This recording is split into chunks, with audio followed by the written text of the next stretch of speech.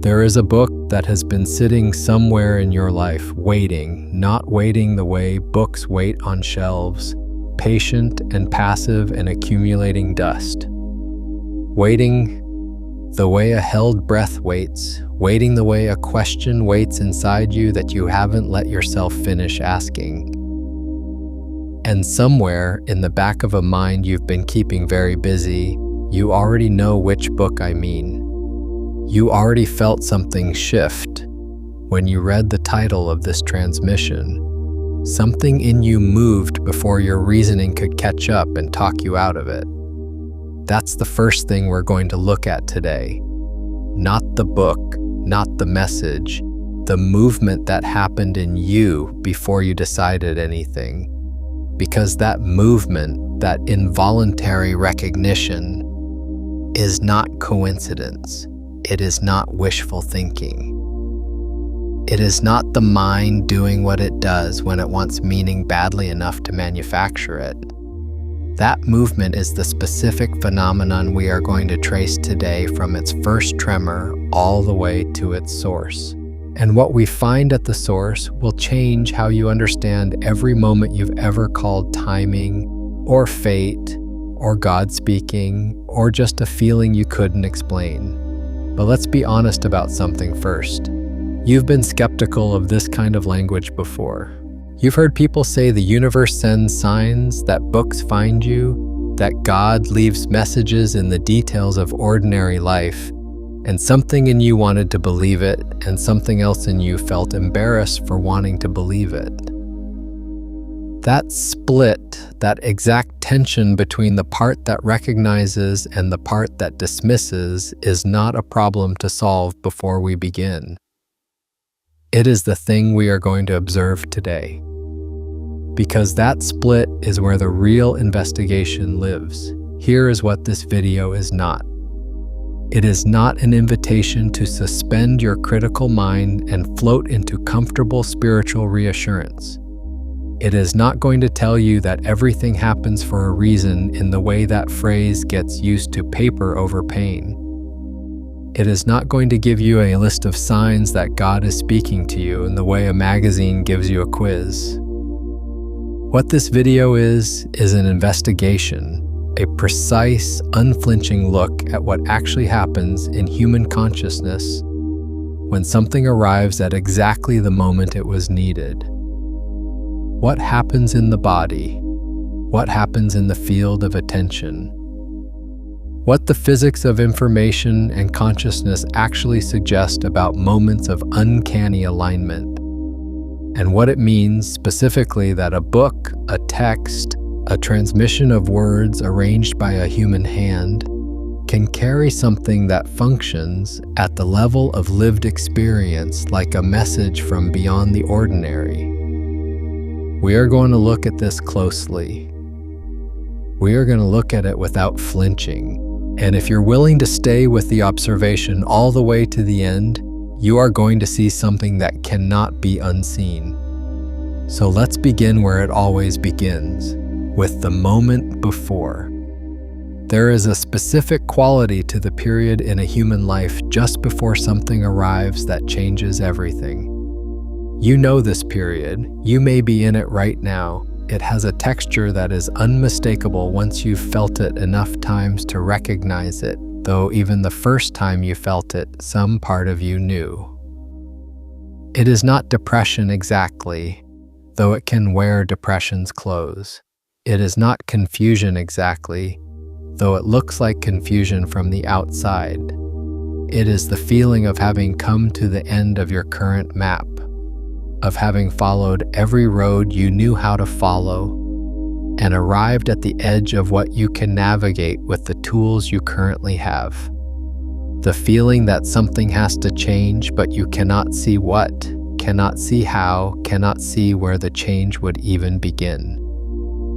Theologians have called this the dark night of the soul. Psychologists have called it a liminal state, a threshold between one way of being and another. Quantum theory, applied to consciousness, would call it something else, something precise and verifiable, and we'll get there. But whatever you call it, you recognize it. That feeling of standing at the edge of what you know in the dark with no map for what comes next.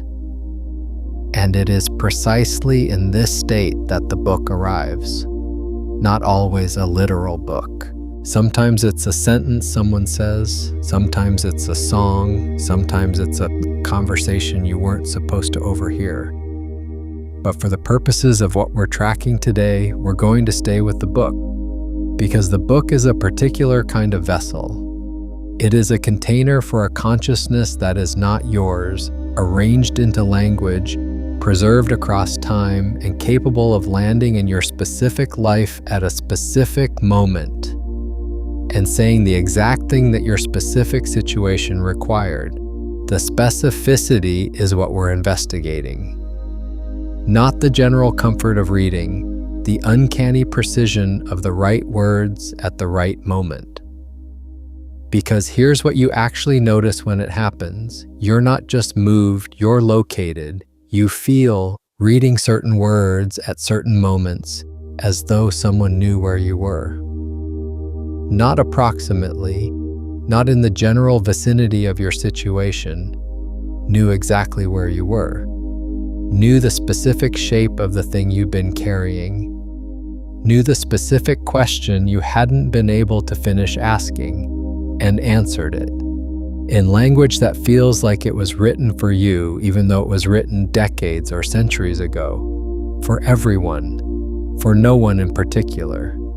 That feeling of being located, of being seen with precision, is what we need to look at directly. Because most people, when they feel it, do one of two things. They either dismiss it, chalk it up to projection, to the human mind's extraordinary capacity to find patterns, to confirmation bias, to wishful thinking, or they receive it uncritically, fold it into a pre-existing belief system, call it a miracle, and stop looking at it. Both responses, the dismissal and the uncritical acceptance, are ways of not looking. And what we do here is look. So let's look at the mechanism first. Let's look at what is actually happening in a human mind and body in the moment when a book finds you. The first thing to understand is the phenomenon psychologists call apophenia, which is the tendency of human consciousness to perceive meaningful patterns in random or unrelated information. This is usually presented as a cognitive error, a bug in the system, the thing that makes people see faces in clouds and hear messages in static. And in many contexts, it is a bug. It leads to superstition, to false pattern recognition, to the construction of meaning where there is only noise. But here's what the dismissive framing of apophenia misses. The capacity to detect patterns is not separate from the capacity to detect real patterns. The same neural architecture that occasionally finds false signals is the architecture that finds true ones. And more importantly, the question of whether a perceived pattern is real or projected cannot be settled by the fact that the mind is capable of projection. That's like saying you can't trust your eyes because eyes sometimes see illusions. The capacity for error doesn't negate the capacity for accurate perception. It just means you have to look more carefully. And when you look more carefully at the phenomenon of a book arriving at the right moment, something interesting emerges. It is not simply that the mind, in a state of need, projects meaning onto whatever text it encounters. If that were the mechanism, any book would do. Random words would feel equally resonant, but they don't. People in crisis don't report that every book they pick up feels like it was written for them. They report that a specific book, encountered at a specific moment, felt that way. The selectivity matters, the precision matters. The fact that it was this and not that is part of what we need to explain. So let's go deeper into what's actually happening. When you're in the state I described earlier, the edge of your current map, the dark threshold between one way of being and another, your attention changes. This is not metaphor. This is neuroscience. The brain in a state of genuine existential pressure, not anxiety about small things, but the deep pressure of a self at the limit of its current form, enters a mode of processing that researchers have associated with what's called diffuse attention, as opposed to the focused, task-oriented attention of ordinary problem solving. In diffuse attention, the brain is not looking for a specific thing. It is open, scanning, receptive in a way that focused attention is not. Connections are made between things that focused attention would keep separate. Peripheral information that focused attention would filter out gets through. This is why insight, genuine insight, tends to come not when you are trying hardest to solve a problem, but in the moments of release, in the shower, on a walk, in the space between sleeping and waking. The diffuse mode is the mode of reception, and when you are at the edge of your map, you are in diffuse mode almost continuously. You are, whether you know it or not, in a state of extraordinary receptivity. Now add to this the phenomenon of what psychologists call priming. The mind, in its current state of need, has been unconsciously organizing itself around a specific question, a specific gap, a specific thing it doesn't yet know how to hold. This organizing happens below the threshold of conscious awareness. You don't experience it as thinking. You experience it as the feeling of something unresolved, something heavy, something you can't quite name. But underneath that feeling, the mind has been building a very precise template of what it needs, not what it wants.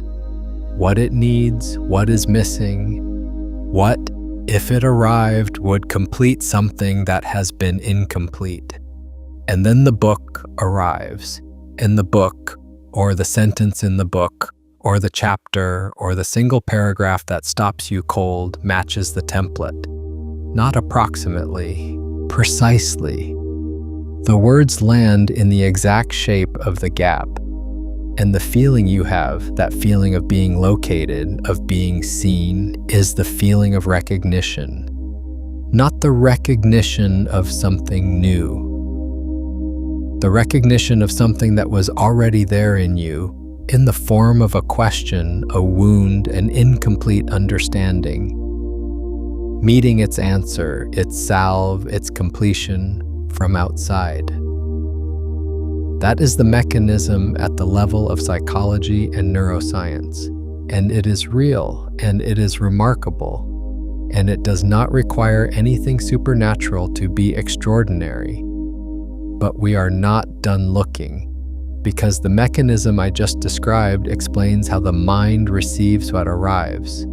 It does not explain what determines what arrives. It does not explain the timing. If this kind of investigation is what you come here for, subscribe and leave a like. It keeps this work going and makes sure the next transmission finds you when you need it. This is where it gets precise. Think about the specific circumstances that led to you encountering a book that changed you. Think about the chain of events. Someone mentioned it in a conversation you almost didn't have. You found it in a place you almost didn't go. You were given it by someone who almost didn't think to give it. You opened it to a page you almost didn't open to first. The chain of almost didn't happens that led to the encounter is, when you trace it carefully, extraordinary. Not because each individual event is improbable, because the specific sequence, the specific convergence, the specific timing seems to require an explanation beyond ordinary causality. This is the part where most people reach for one of two explanations. Either God arranged it, or it's coincidence and we're reading in. But there's a third possibility. one that is grounded in the actual science of complex systems that neither the believer nor the skeptic tends to sit with long enough. And it is this, that consciousness, specifically a consciousness in a state of genuine need and genuine openness, changes the probability field of what it encounters. Let me say that again more precisely because I don't want you to hear it as poetry. There is a body of research still contested, still at the edges of what mainstream science is comfortable with, but growing, suggesting that human attention is not a passive receiver of information, but an active participant in what information becomes available. Not in a vague, everything is connected way, in a specific, measurable way. The observer effect in quantum mechanics, the fact that the act of observation changes what is observed, is the most famous version of this principle. But the principle extends in more subtle and debated ways into questions about consciousness and its relationship to the information environment it inhabits. What the quantum observer effect actually demonstrates at the level of subatomic particles is that a system exists in a state of superposition, multiple possibilities simultaneously, until the moment of observation, at which point it collapses into a specific state. The observation doesn't just record what's there, the observation participates in determining what's there.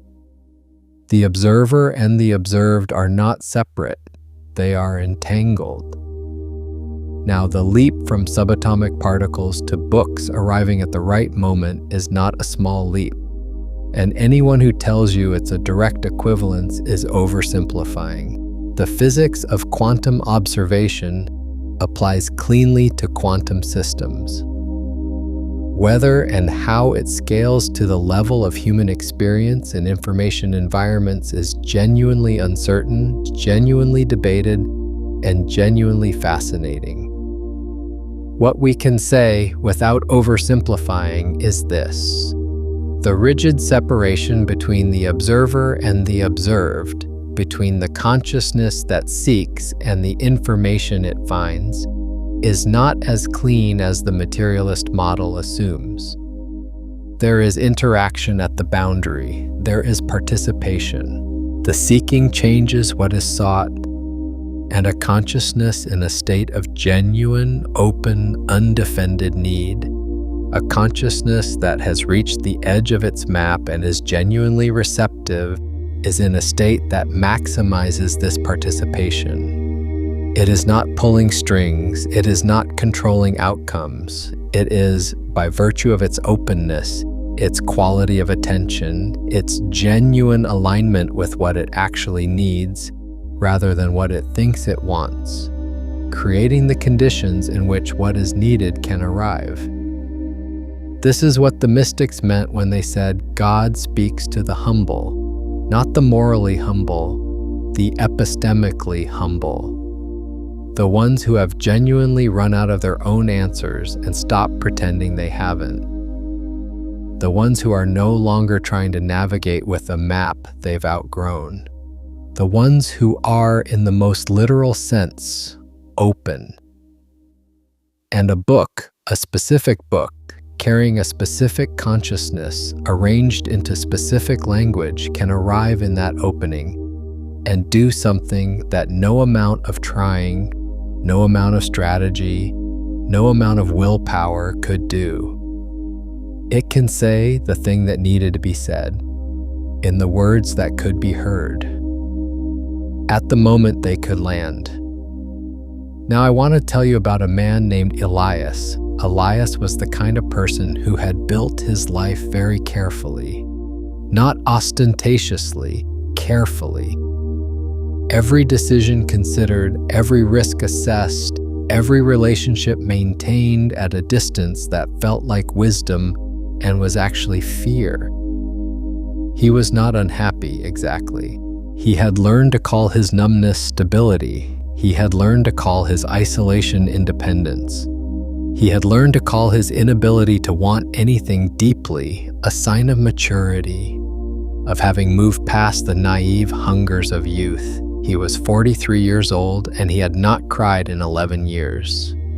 He knew the exact number because he remembered the last time, and he remembered deciding, after that last time, that he would not do it again, not as a conscious vow, as a quiet closing of a door.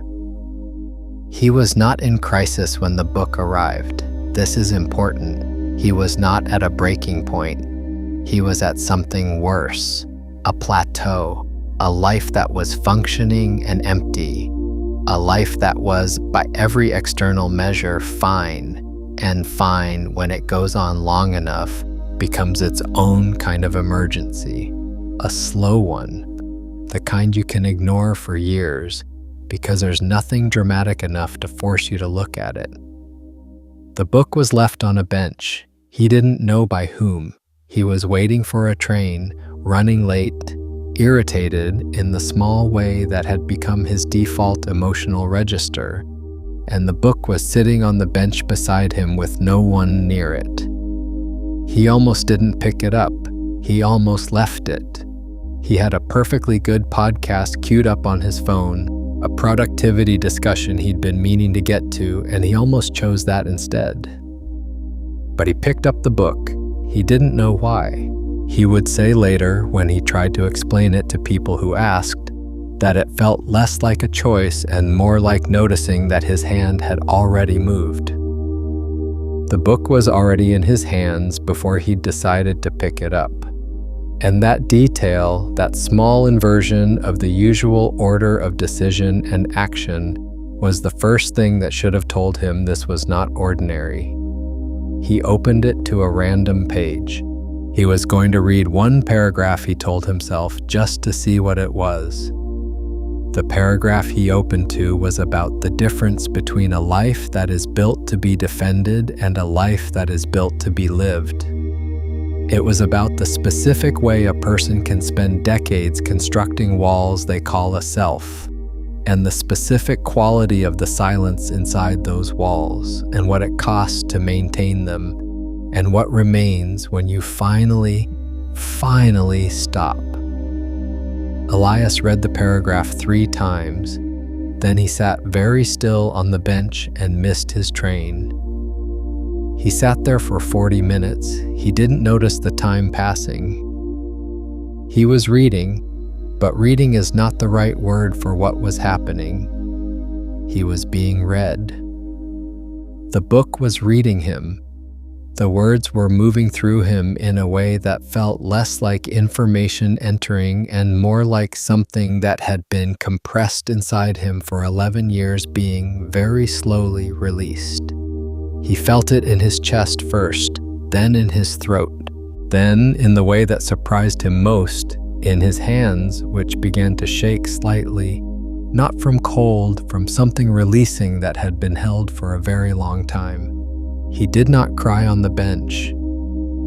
He cried later, at home, alone, in the dark, in the way you cry when you stop pretending you don't need to. And in the morning, he felt something he hadn't felt in so long he'd forgotten it was a feeling, the sense that something was possible. Not a specific thing, not a plan, just the raw sense of possibility, like a window opening in a room that had been sealed. He went back to the bench the next day. The book was gone. Now you could look at Elias's story and say, he was primed, he was ready. The book was an ordinary book, and the paragraph he opened to happened to match his situation. And any number of other paragraphs in any number of other books might have done the same thing if he'd been in that state of openness. And you might be right, you might be exactly right, but here's what I want you to notice about that explanation. Even if it's entirely accurate, even if every element of it is mechanistically correct, it does not diminish what happened. It does not make the arrival of the book less real. It does not make the release in his chest less real. It does not make the possibility he felt in the morning less real. The question of whether God arranged the book on the bench, or whether a complex convergence of psychological readiness, environmental circumstance, and attention created the conditions for that specific encounter to be transformative. That question may not have a clean answer, but the transformation is not in question. The transformation is the data. And the transformation happened in the moment Elias stopped avoiding what he'd been avoiding and looked directly at what the words were pointing at. That's the thing about a message, whether it comes from God or from the deepest intelligence of your own consciousness or from the place where those two things are not as separate as you've been told. The message is not the book. The book is the pointing. The message is what you see when you look where it's pointing. And what Elias saw in that paragraph, in that moment, was himself. The version of himself he'd been constructing the walls to protect. The version he'd been calling stability. He saw it clearly, maybe for the first time, and in the seeing, it began to change. If something in Elias's story landed for you, I want to hear about it. What is the specific thing you've been calling stability that might actually be a wall? Drop it in the comments, just that one thing. Look closer. Because this is the thing about messages. We talk about them as if they are content, as if God or the universe or the quantum field of consciousness is trying to communicate specific information to us, the way a text message carries information. But the most transformative messages are not information. They are mirrors. They are precise, perfectly angled mirrors that show you the thing you've been standing just to the side of. The thing you've been almost seeing for years. The thing that, the moment you see it clearly, cannot stay the same. And this is where the quantum principle becomes most precise and most personal. What you observe, you change. This is not a metaphor. At the quantum level, the act of measurement, of directed attention, collapses the wave function. It takes a system from the state of multiple simultaneous possibilities into a specific, actual state. The observation doesn't just record what's there, the observation participates in determining what's there. Before observation, the system is genuinely, not metaphorically, in multiple states at once. After observation, it is one thing. The observer doesn't choose which thing, but the observer's act of looking is what makes it one thing, rather than the superposition of all things. Now bring this into the territory of human psychology, of the self under observation. When you look directly at a pattern in yourself, not glancingly, not in the way you look at something you're afraid of, which is to say sideways, quickly, and then away, but directly, with sustained, undefended attention, something happens to the pattern. It changes, not because you've decided to change it, not because you've applied willpower or technique, because the quality of clear, sustained observation is itself a transformative force. This is what contemplative traditions have known for millennia and what psychology is slowly, carefully confirming. The things that control us are the things we won't look at directly.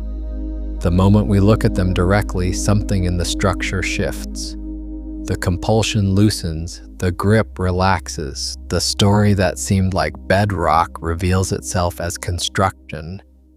Not all at once, not painlessly, but genuinely, measurably, in the direction of freedom. And a book, arriving at the right moment, can do something that your own mind, operating alone, often cannot do. It can give you the angle. It can position the mirror.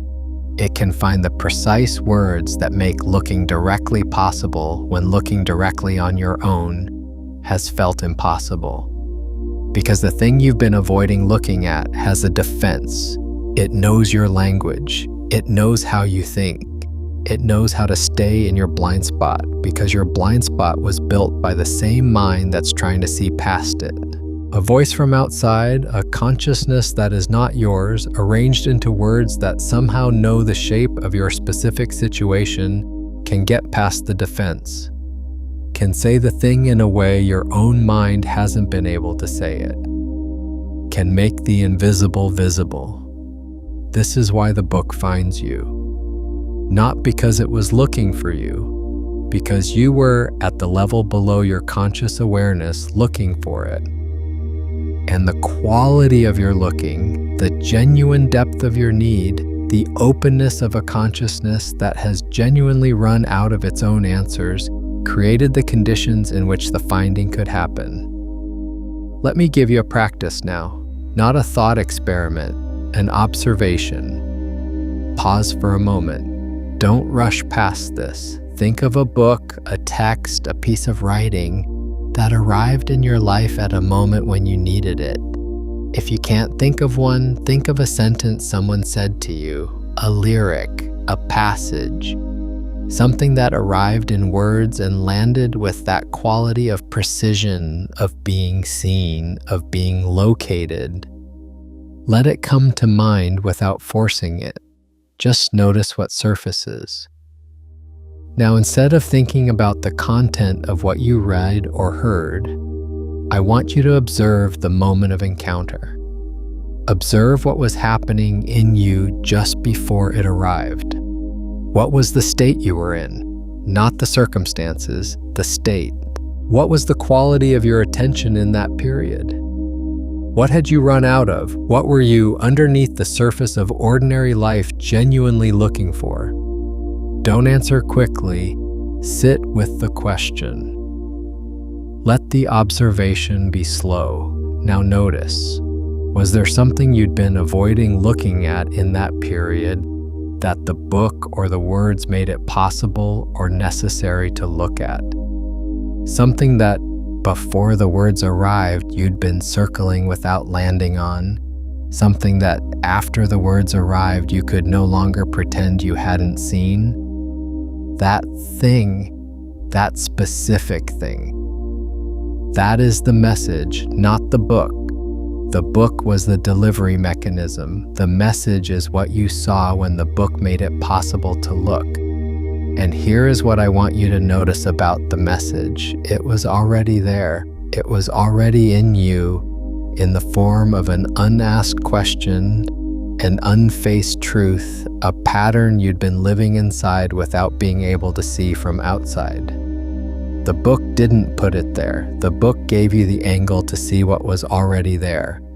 And the moment you saw it, something changed. Not because you decided to change it, because seeing it clearly is what change is made of.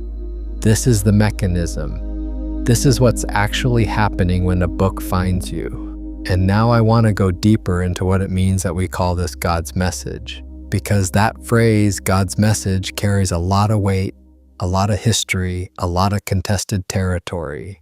And I'm not going to tell you what to believe about God. That is not what this transmission is for. What I am going to do is look very carefully at what the experience of receiving what feels like a message from something larger than yourself actually consists of, and what it reveals about the nature of consciousness, meaning, and the relationship between the human and whatever it is we're pointing at when we use the word God. There is a quality to the experience of receiving a genuinely transformative message that is distinct from the experience of receiving useful information. Useful information feels like acquisition. You have something now you didn't have before.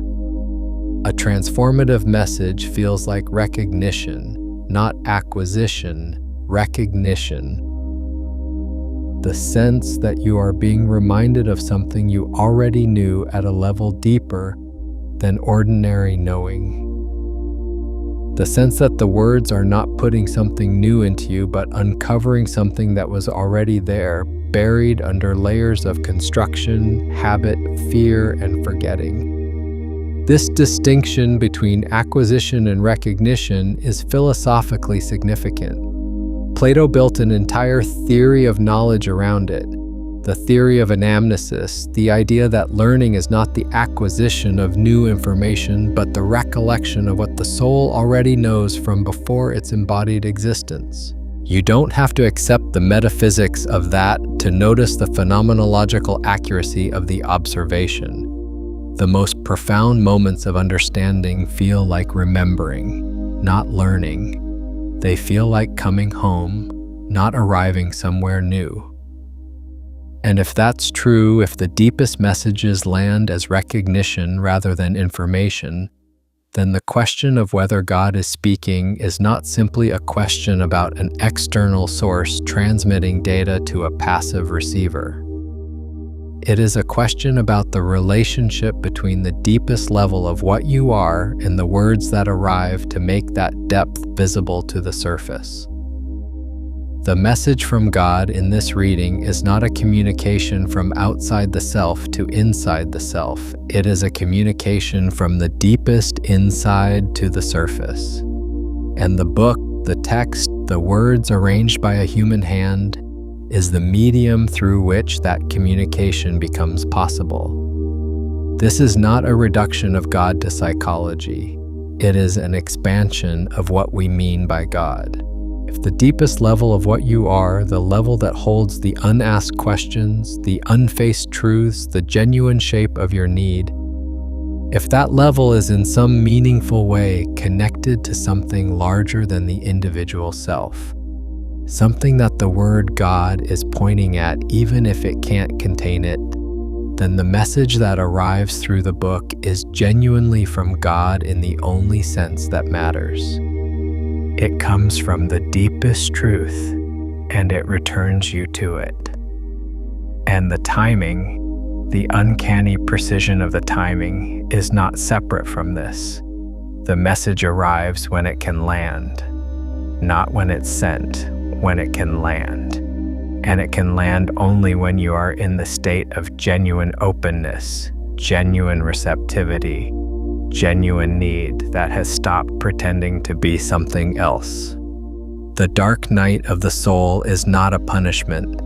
It is a preparation. It is the stripping away of the defenses that kept the message from landing. It is the creation of the space in which the recognition can happen.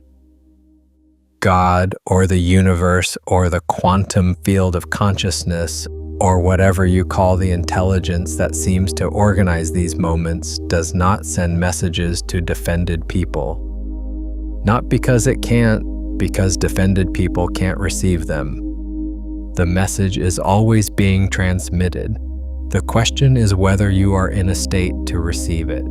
And the state that receives it is the state of having genuinely, not performatively, run out of your own answers.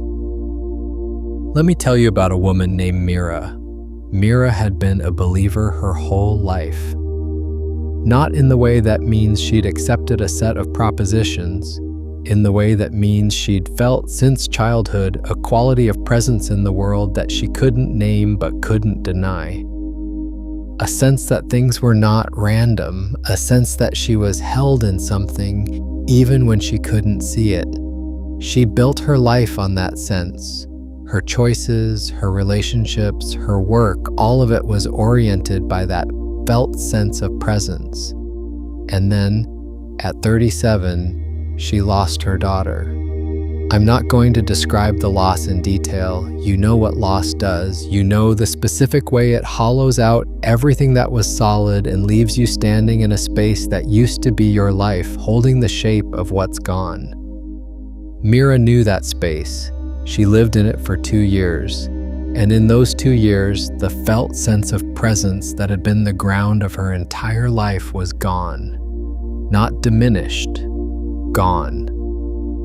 The silence where it had been was the loudest thing she had ever experienced. She didn't stop believing exactly. She stopped feeling. And for Mira, who had always known God through feeling rather than proposition, the loss of the feeling was the loss of God. She was a believer without a faith, a person who knew the shape of what was absent, who had built everything on a ground that had dissolved.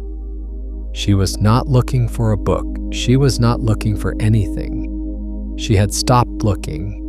She had entered the specific state that is worse than grief, the state on the other side of grief when the acute pain has dulled and what remains is a kind of flat, featureless absence. The state where you stop expecting anything because expecting things requires a self that believes things can arrive, and she no longer had that self. The book came through her sister. Her sister had read it and thought of Mira, not because it was about grief, it wasn't, but because of a specific passage about the silence of God. Not God's absence, God's silence. The distinction the author drew between a God who is absent and a God who is silent, who is present in a way that cannot be felt, who is working in the dark in the way that roots work in the dark, invisibly, without sensation, towards something that will only become visible much later. Mira's sister sent the book without a note. Just the book, in the mail, unexpected. Mira almost didn't open it. She had a pile of books people had sent her in the 2 years since her daughter died, all of them well-intentioned, most of them about healing, about grief, about finding meaning in loss, and she had read none of them because they all seemed to require a version of her that could still want to find meaning, and she didn't have that version anymore. The book from her sister sat on the pile for 3 weeks. She opened it on a Tuesday in November, in the early morning, in the dark, because she hadn't slept and had run out of other things to do. She opened it to the middle, not the beginning, just opened it and started reading wherever it fell.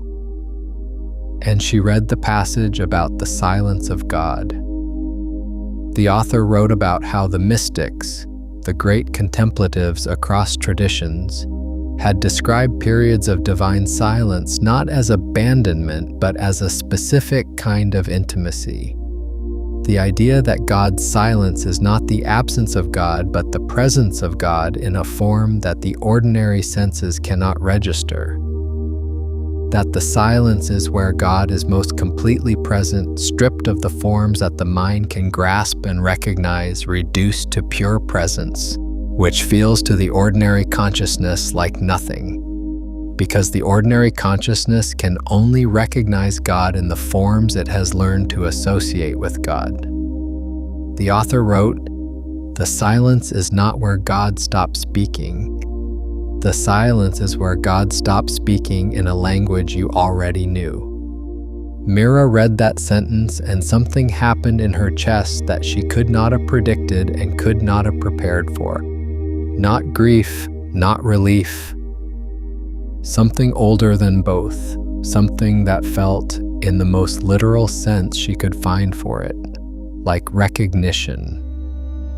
Like being told something she had known before she had words for knowing. Like the silence she had been living in for 2 years, the silence she had been calling God's absence, suddenly revealed itself to have a different shape than she had thought.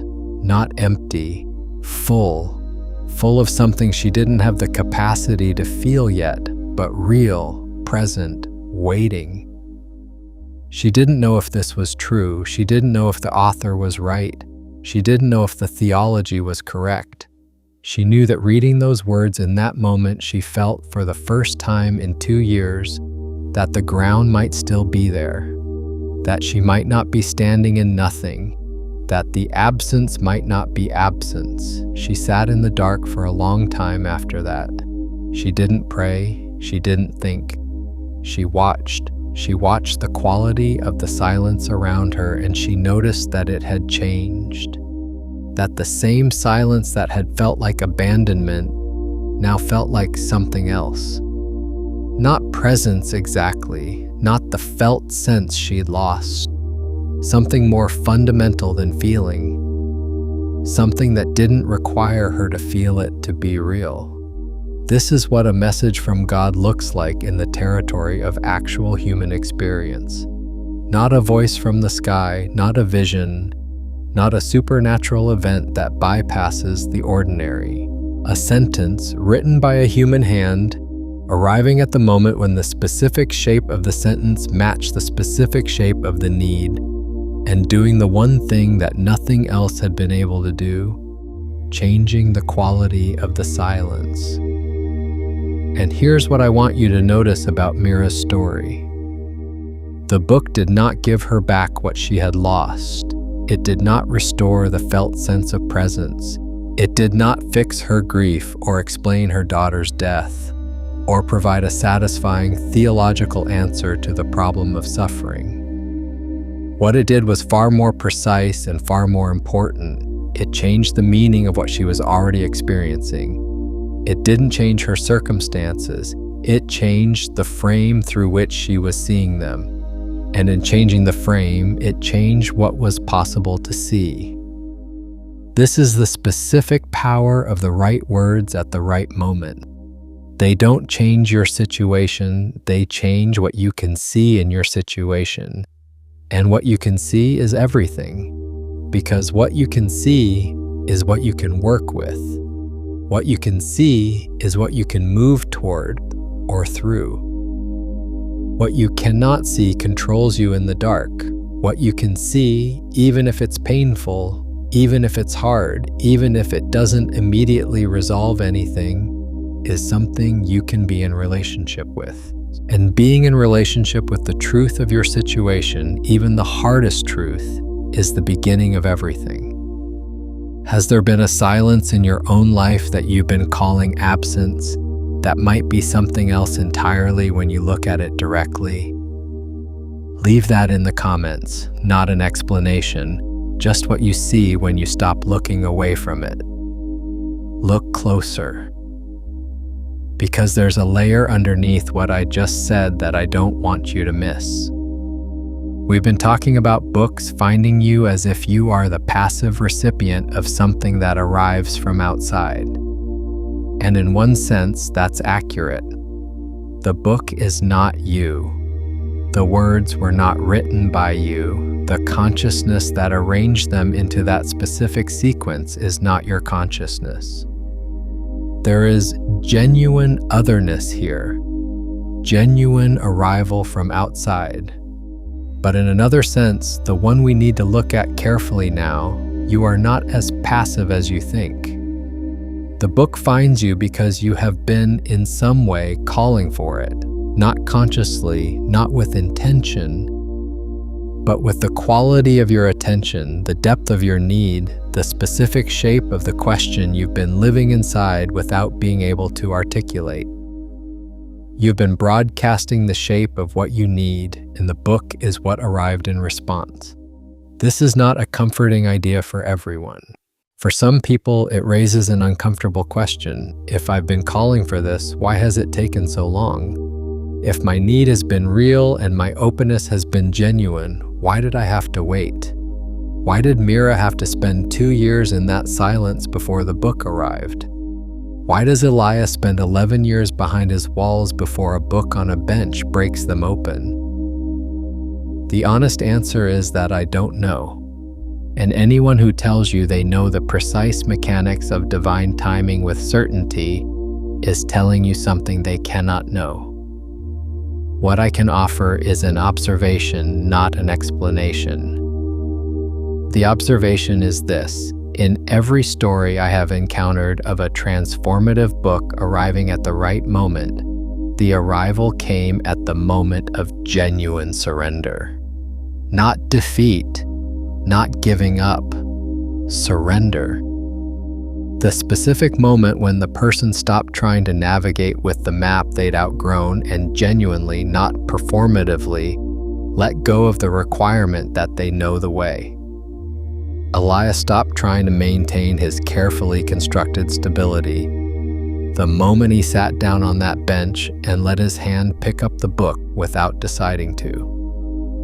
Mira stopped trying to feel God's presence and simply sat in the silence the moment she opened the book in the dark at 3 a.m. with no expectation of anything. The surrender is not the giving up of hope.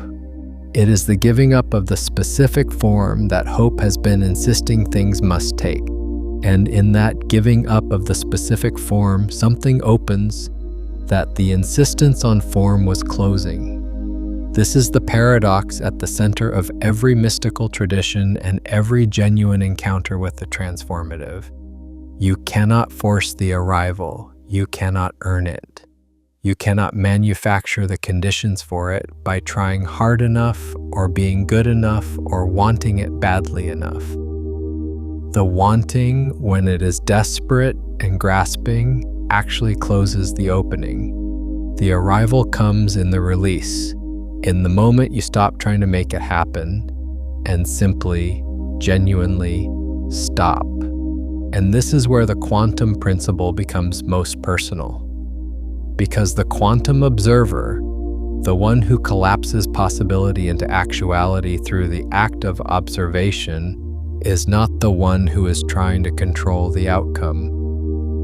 The observer who changes what they observe is not the one with the tightest grip on what they want to see. The observer who participates most fully in the collapse of possibility into actuality is the one who is most genuinely present to what is actually there, rather than what they need it to be. The quality of observation that transforms is not the quality of focused, effortful, controlled attention.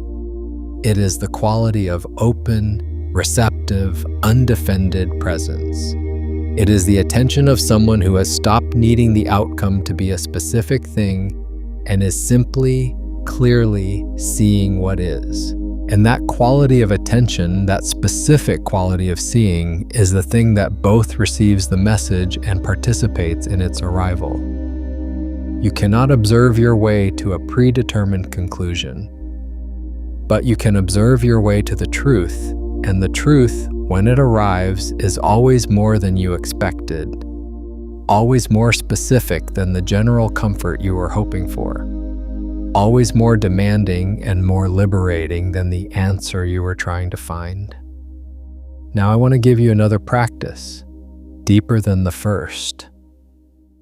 This one requires you to be honest, not performatively honest, actually honest. Think of the thing you have been waiting for, not the surface thing, the job, the relationship, the resolution to a specific problem. Underneath that, the thing you have been waiting for at the level of your actual life, your actual self, your actual question. The thing that, if it arrived, would not just solve a problem, but change who you are in relation to your own life. Now observe. Have you been waiting for it with open hands or clenched fists? Have you been genuinely open to the form it might take when it arrives? Or have you been waiting for it to take a specific form, the form you decided it must count as an answer? This is not a rhetorical question.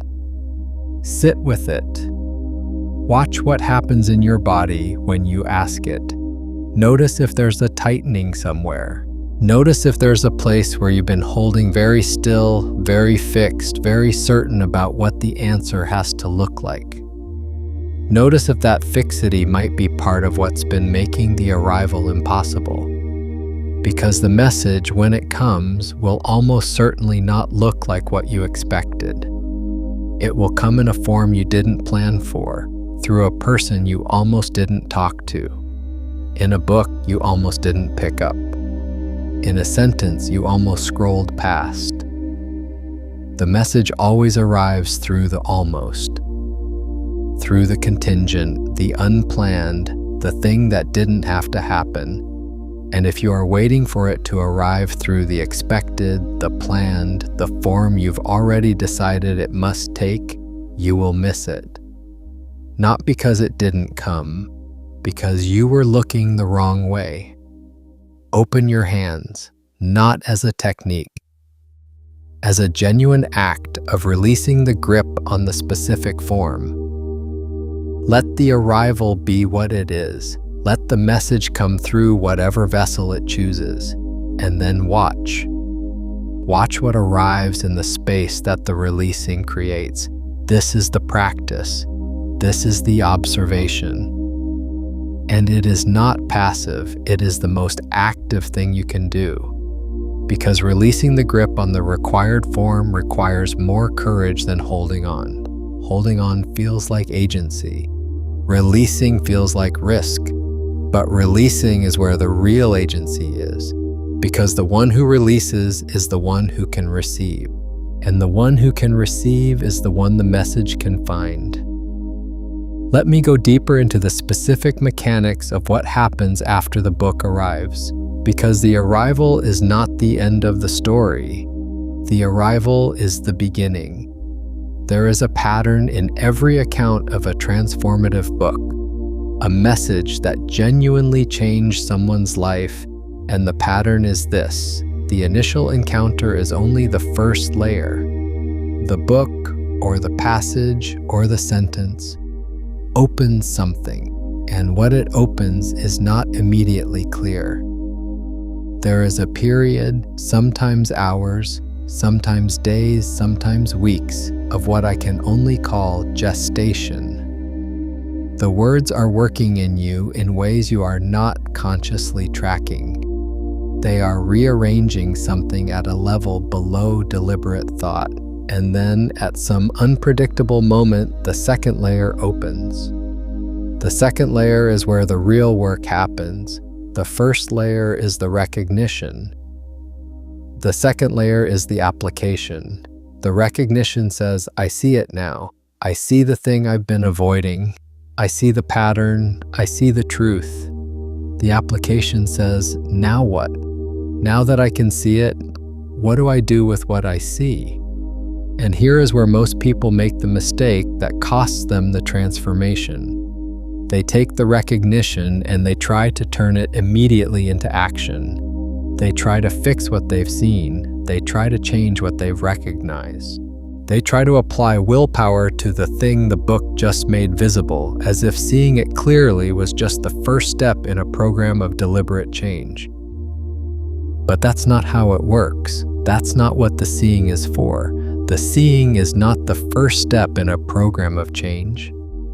The seeing is the change, the act of looking directly at what you've been avoiding with genuine, undefended, sustained attention is not preparation for transformation, it is the transformation. What you do after the seeing, the actions you take, the choices you make, those will be different because the seeing happened. But they will be different not because you applied effort to change them. They will be different because you, the one who makes them, have changed. And you changed in the moment of clear seeing. This is the thing that most self-help frameworks get backwards. They say, change your behavior and your perception will follow. Change your habits and your identity will follow. Change your actions and your reality will follow. And there is truth in this at a certain level. Behavior does shape perception. Habits do reinforce identity. Actions do shape reality. But the deeper truth, the one that the transformative book points at, is that genuine, lasting change does not begin with behavior. It begins with seeing. It begins with the moment of clear, direct, undefended observation of what is actually there. Because when you truly see what is actually there, when you see it without the defense mechanisms that have been keeping it at a comfortable distance, the behavior changes on its own. Not through willpower, through the natural consequence of seeing. You cannot, once you have truly seen something, act as if you haven't seen it. The seeing is irreversible. And the irreversibility of genuine seeing is the engine of genuine change. This is what happened to Elias. He didn't decide to change after he read the book. He didn't make a plan. He didn't set goals.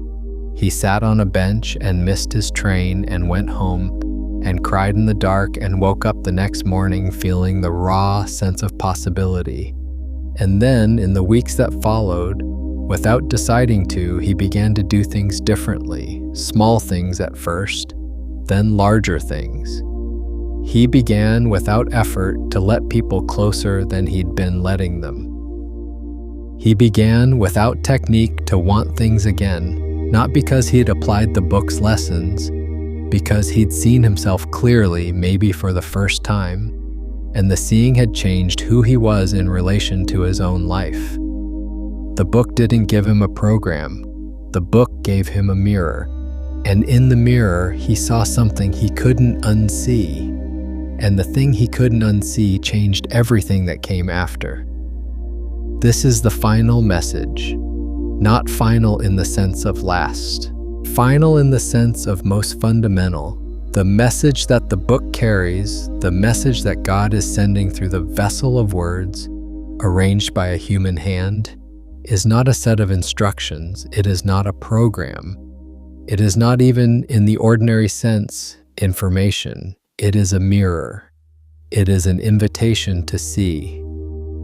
To see clearly, directly, without flinching, the thing that has been running your life from outside your field of vision.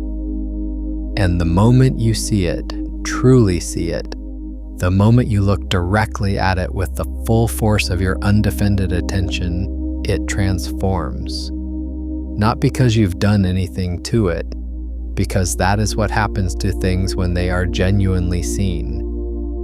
What you observe, you change, not by controlling, by seeing. The observer is not the one who fixes, the observer is the one who sees, and seeing is the only force that transforms without resistance. Now, I want to address something directly, something you may have been sitting with through this entire transmission, a question that has been present underneath everything else, a question that is, in fact, the most important question we haven't named yet. What if the book hasn't arrived yet? What if you are in the period before? In the dark night, at the edge of the map, in the flat, featureless absence that is worse than acute grief because there's nothing dramatic enough to explain it? What if you are Mira before the book, or Elias before the bench, and you're listening to this transmission and recognizing the state but not yet having the arrival? This is the question I want to answer with the most precision I can. First, you are not waiting for nothing. The state you are in, the genuine need, the genuine openness, the genuine having, run out of your own answers is not a failure state. It is the state of maximum receptivity. It is the state in which the arrival becomes possible. The dark night is not punishment, it is preparation. Not in the sense that you have to earn the arrival by suffering enough, in the sense that the arrival requires an opening, and the opening is created by the stripping away of the things you've been using to avoid it. Second, the arrival may already be happening in a form you're not recognizing, because you've been waiting for it to look a certain way, a book, a voice, a clear sign, but the message comes through the almost, through the contingent, through the thing you almost dismissed. I am asking you right now to consider the possibility that the arrival has already begun, and you've been looking past it because it didn't come in the expected form. Third, the practice of watching, the practice we've been doing throughout this transmission, is itself a preparation for reception. Not a technique to force the arrival, a cultivation of the quality of attention that can receive it when it comes. The practice of watching your own state without interpreting it. The practice of holding your need with open hands rather than clenched fists. The practice of genuine presence to what is rather than effortful management of what should be. This practice is not waiting, it is the active cultivation of the conditions in which the message can land. And fourth, and this is the most important thing I can say, the message may be in this transmission. Not because this transmission is special, because you are in the state of genuine openness that makes reception possible. And because the specific thing you've been needing to see may have been named here, in some form, in some passage, in some sentence that landed differently than the others. If something landed, if something moved in you while you were listening, if there was a moment of that quality of recognition, of being located, of being seen with precision, do not rush past it. Do not let the mind immediately categorize it and file it and move on. Sit with it. Watch it. Let the observation be slow and complete, because the message is not in the words. The message is in what the words make visible, and what they make visible is already in you, waiting to be seen. There is a third story I want to tell you, shorter than the others, about a woman named Kyle. Kyle was a reader. She had always been a reader. Books were not, for her, the kind of thing that arrived unexpectedly. They were the environment she lived in. She moved through books the way other people move through social situations, fluently, comfortably, at home. She had read thousands of books. She had been moved by many of them. She had learned from all of them. And then she realized at 51 that she had been using reading the way Elias had been using his walls, as a way of being in the presence of deep questions without having to be in the presence of her own. She could read about grief without grieving. She could read about love without loving. She could read about the nature of consciousness without watching her own. The books were not mirrors for her. They were windows. She looked through them at other people's lives and other people's questions and other people's transformations. And she was moved, genuinely moved. But she was moved in the way you are moved by a film, from a safe distance, without being implicated.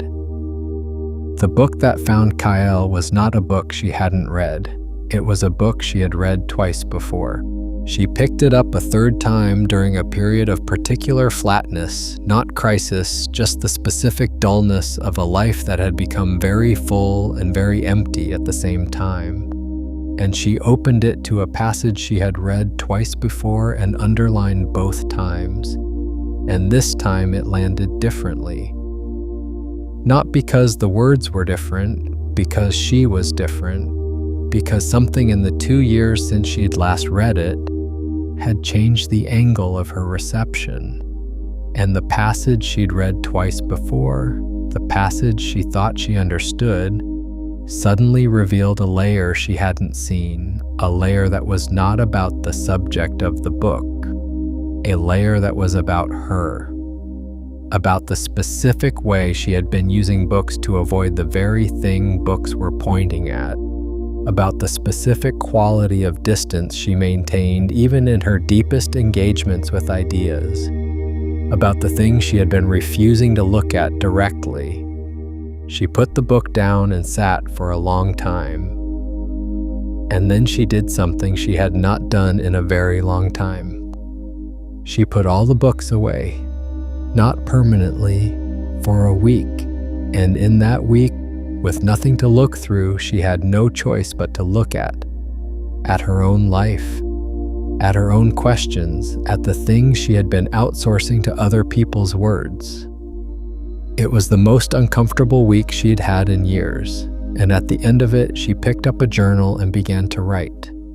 Not about ideas, about what she saw when she looked at her own life directly. And what she wrote surprised her. It was not what she expected to find. It was more specific, more honest, more raw, and more alive than anything she had found in the books. The message for Kyle was not in a new book. It was in the act of putting the books down. It was in the recognition that she had been using the very thing she loved most as a way of not doing the thing that love requires: direct encounter. The message was, stop looking through, start looking at. And the book that delivered this message was one she'd read twice before. The message was always there. She arrived at the moment when she could receive it. This is the final layer I want to reveal, the one underneath all the others. The book doesn't find you when God decides to speak. The book finds you when you become capable of hearing. Not because God was waiting for you to be ready, because the message requires a receiver, and the receiver is made ready by the specific process of having genuinely, not performatively, run out of what you thought you knew. The dark night is not the waiting room before the message. The dark night is the making of the receiver. And this means that the message has been being sent continuously. It has always been being sent. The words that will change your life have been arranged in waiting. The book that will find you exists. The sentence that will make visible what has been invisible is written. The message is not waiting to be sent, it is waiting to be received. And the reception depends on you, on the quality of your attention, on the genuineness of your openness, on whether you are holding your need with open hands or clenched fists. This is the most empowering thing I know how to say, and the most demanding, because it means that the arrival is not entirely outside your influence, not because you can force it, because you can cultivate the quality of reception. You can practice the open hands. You can practice the genuine presence to what is. You can practice the willingness to look directly at what you've been looking past. And in practicing these things, you are not earning the message. You are becoming someone who can receive it. And here's the last practice, the deepest one. Right now, in this moment, I want you to identify the thing you've been waiting for. Not the surface thing, the real thing. The thing that, if it arrived, would not just change your circumstances, but change who you are in relation to your own life. And then I want you to ask yourself, if that thing arrived right now, in this moment, in this transmission, in some form you weren't expecting, would you recognize it? Or would you be looking so hard for it to look a certain way that you'd miss it? Sit with that question. Don't answer it quickly. And then watch. Watch what's already here. Watch what's already arrived. Watch what has been present in this transmission that you've been receiving without fully acknowledging. Watch what moved in you. Watch what landed. Watch what you're going to carry out of this video and into your life, even if you can't yet name it. That thing, whatever it is, that is the message. Not from me, through me, from the place that knows the precise shape of your specific need and finds, always, the precise vessel through which to reach you. The book finds you when God has a final message for you. And the final message is never the last message. It is the most fundamental one. The one underneath all the others. The one that, once received, changes the quality of everything that comes after. Not by giving you answers, by changing the quality of your seeing, by making it possible to look directly at what you've been looking past. By giving you back the most powerful position in the universe. Not the position of the one who controls, the position of the one who sees. And what you see clearly, you can no longer be controlled by. What you see clearly, you are in relationship with. And being in genuine relationship with the truth of your life, even the hardest truth, even the most uncomfortable truth, Even the truth you've been building elaborate structures to avoid is the beginning of everything. Every genuine change, every real freedom, every moment of grace, the message has been sent. It has always been sent. The question has never been whether God is speaking. The question has always been whether you are in the state to hear. You are here. You are listening. Something in you recognized something in this transmission before your reasoning could catch up and talk you out of it. That recognition is not coincidence. It is not projection. It is not wishful thinking. It is the specific, measurable, undeniable phenomenon of a consciousness in genuine openness, meeting a message in the precise form that could reach it. The book found you, or this transmission found you, or something in this specific arrangement of words arrived at the specific moment when it could land. If you know someone who has been circling something they haven't been able to look at directly, someone standing at the edge of their own map in the dark, consider sending them this transmission, not as advice, as permission. The act of sharing it creates something between you, a field of mutual seeing in which it becomes slightly easier for both of you to look at what you've been looking past.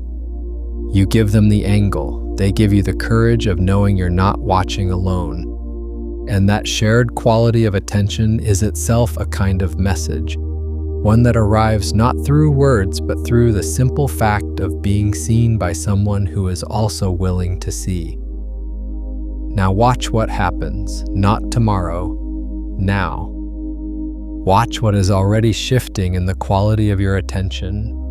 Watch what has already changed in the way you're holding the thing you've been carrying. Watch what has become possible to see that wasn't possible to see an hour ago. And then when you step back into your life, carry this with you. You are not waiting for the message. You are becoming someone who can receive it. And you are not doing this alone. There is a field of people watching this transmission in their own specific versions of the same state, the genuine need, the genuine openness, the genuine having run out of the old map. And the collective quality of that watching, that genuine, undefended, open attention, is itself a kind of field. A field in which messages can arrive more easily, in which the book finds you faster, in which the silence when it comes is recognizable as something other than absence. You are part of that field. You have been, by staying with this transmission, all the way to this moment contributing to it. The courage to look is not a solitary act. It is a contagious one. One person who looks directly at what they've been avoiding makes it slightly easier for the next person to do the same. One consciousness that opens genuinely makes the opening slightly more available to every other consciousness in its proximity. This is the quantum field of observation, not metaphor, not poetry. The actual measurable phenomenon of consciousness influencing the information environment it inhabits, and the way that influence compounds when multiple consciousnesses are in a state of genuine, aligned openness. You are not here by accident.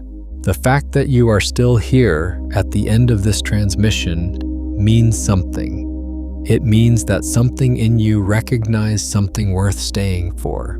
Something worth watching all the way to the end. Something worth carrying out of the watching and into the life.